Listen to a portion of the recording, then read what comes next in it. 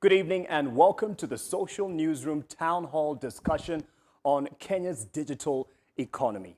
Now, speaking of the digital economy, we have four major panelists for this town hall who probably sum up probably half of the market of the digital economy in Kenya. And it's an honor to have you guys with us. And they look humble, they look like they're modest, but you should check how much they're making. And I'm not calling KRA on you guys. But, but ladies and gentlemen, I have four of some of the best content creators in town and also stakeholders who have joined us in the live audience, people who will have an opportunity to ask questions from their interest points, from their experience, and perhaps they want to get into this space. And I see familiar faces, and I really appreciate you all for coming here. Feel free to clap, feel free to laugh, feel free, no, don't say boo. Don't boo my people down. Just feel free to react naturally to anything that's brought up as we continue with the conversation. And when you have a question, just shoot up your hand and a mic will be brought to you and you'll ask it. And we'll also try to accommodate the questions that are coming in online because we are live on YouTube as we do every day, streaming live. So right next to me is someone who I need to be careful with because she speaks to power and she speaks direct. Adelle Onyango, she is the podcaster of Legally Clueless, but with what she has to put out, you'll know that she is very clueful of the content she puts out there, and you should check it out.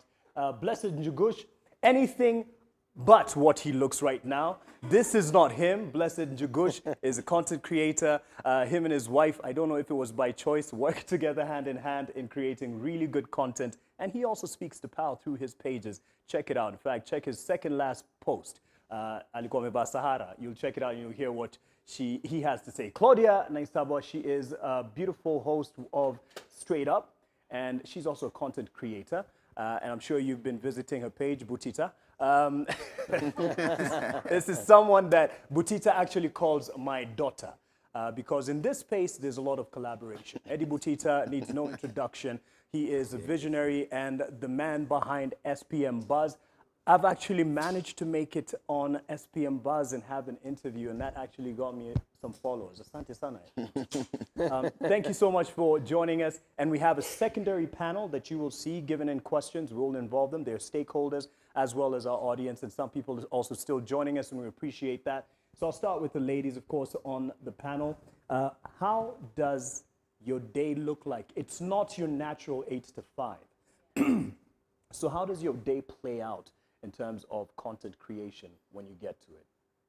And I'm even moving away from the term content creator, just to understand my place in the industry. So I think I'm not a media. Okay, I think someone is not content with what you've just said, so we're going to give time to someone to kind of fix that microphone, and I'll throw it to Butita so that we can have someone come and fix that. She says she's not actually calling it content creator as much these days. She'll give us an explanation as to why. Butita, clap once so we can check the levels. Clap once. Piga makofi, sorry. Tafadhali, piga makofi mara moja. Iko sawa. Iko sawa. Iko sawa, bro. Tumuone ama tumusikie. It's all right, it's all right. My security team handle that. Butita, siku yako yaanzaje? How does it look as a gig economy person or content? Economy. You mentioned something about 8 to 5, and I think how we were raised knowing that 8 to 5 is a term for where you report in the morning and leave at 5. Because me, I think I have an 8 to 5, but the one that I control, like it's still 8 to 5. Maybe it's even 6 to 9. Yeah, because it comes with a lot of responsibilities. I think, let me not use the term I was escaping employment to be too busy. But I think it cuts both ends, like how much time you spend. So for me, my day, mi sana nafanyaga kazi sana usiku. So ina depend nilala saa ngapi. Kitu siwezi fanya ni kulala saa 3 ka Njugush by 9. You call Njugush by 9, he doesn't pick. Sleeps at 9. Overdoing morals, ni sawa. So at night, I'm usually writing at night. That's when I do scripts. That's when I try to put things down, pitches, nini.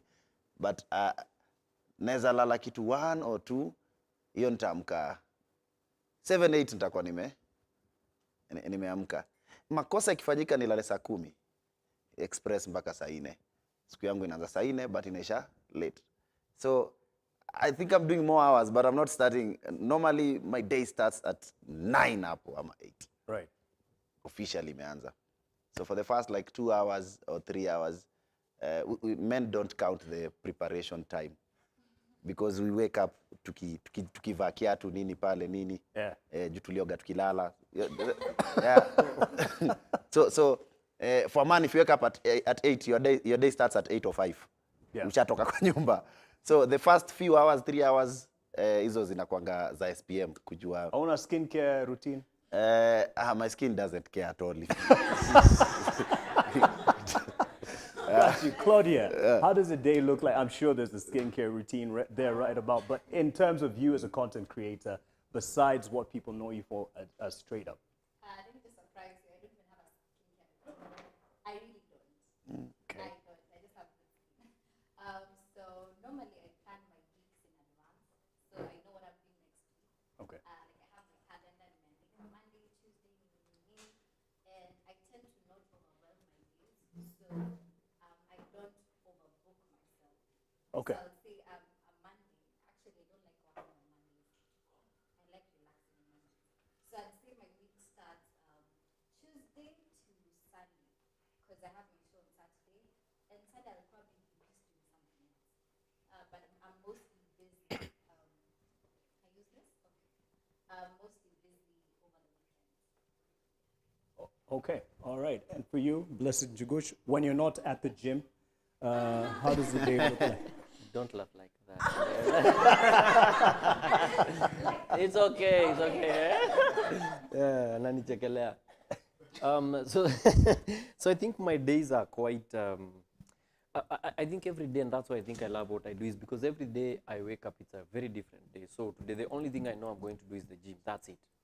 But after there, every day it's different in the sense that sometimes you're shooting, sometimes you're having meetings, sometimes you're just relaxing. So everything, there's that 1 or 2 main events that I have. Like today I had one, and now this one. And then now you plan everything now around that. Unajua, I need to see, Mzai alikuwa ameniambia kuna kitu tunafaa kuchapiana. So ni hapa kuna hii time. Right. So and at times utajipata uko tao, juu naishi huko uchago. So utajipata uko tao. Like today, I needed to be here at 6, but mali nimeachiliwa 4. So do I go back home? So nikukuja upige set hapa. Ni kama naongoja customer wa cab. So I'd say I don't have really a regular day, and it's more of like 8 to 8 job. Because anytime Gachagua anaweza fanya kitu. Anytime. So you always, mtu anaumia ni Celestine. Right. We amuka bwana, kuna idea imekam. So anytime you work, but also as she said, there's a lot of planning, because now if you don't plan and vitu ziko hivyo, unajipataga leo ni when it's the Monday, unapigiwa tumekuongojea baraza media na sasa hiyo niko Ikino. So I think it's planned, but at the same time a lot of moving parts, if I may. But it's a beautiful day. Space that you're able to control. You're your own boss. Adele, you were saying something about not really terming yourself as a content creator these days. But how does your day look like in the creation of what you put out there? Yeah, I think what I find very difficult, and maybe when we get into the conversation, is trying to figure out my weeks and days and balancing between admin work that makes the business run, the fun content part, which is recording the Africans for the podcast or the video series, the not fun bits about KRA and invoices and chasing money. And then also, I've recently added a day for innovation, because I have to think about the things that I want to create next year. And what does that look like? And what do I have to start doing today? So like days where you dream, which is Mondays for me, because that's my slower day. Right. So I think, and that's why I think it's more than content creation what we do, because there's so many other things you're juggling while creating. Yeah. So that tells me one thing, to hear that maybe Eddie Butita is the only one who has a manager to manage his time. But from what I hear, you handle so much for yourself, admin, the paperwork. Uko na manager? Managers. Apologize. We apologize. Claudia, Oh yeah, I do. you have a manager. Yes. Njugush, besides Celeste, who manages everything around home. Celestine is not my manager. Celestine ni manager wa, akikuwa manager manzi nitaumia. Yes, we have a manager because mnajipataga a lot of things that are running. Yes, simple question ni yuko. Okay, so it's necessary from what you've said. I used to have a manager until I moved. I'm not the business, right? I'm an employee of Legally Clueless Africa. So Legally Clueless has sales managers, has somebody who runs logistics Yes. for events, but I don't, does this make sense? Like, No, it so is. it's not, There's a I used to separation, have a manager for me until I realized for longevity, I have to build a different model and in that process then build a business, Explains what Butita says there about having managers. And it makes sense and it's necessary to keep all the balls that you have in the air not to fumble Not to drop. and drop them. So let's talk about, because we want to address monetization, the legal issues around that, and I see some legal experts here and you can speak to that, as well as the emerging trends, because we have AI.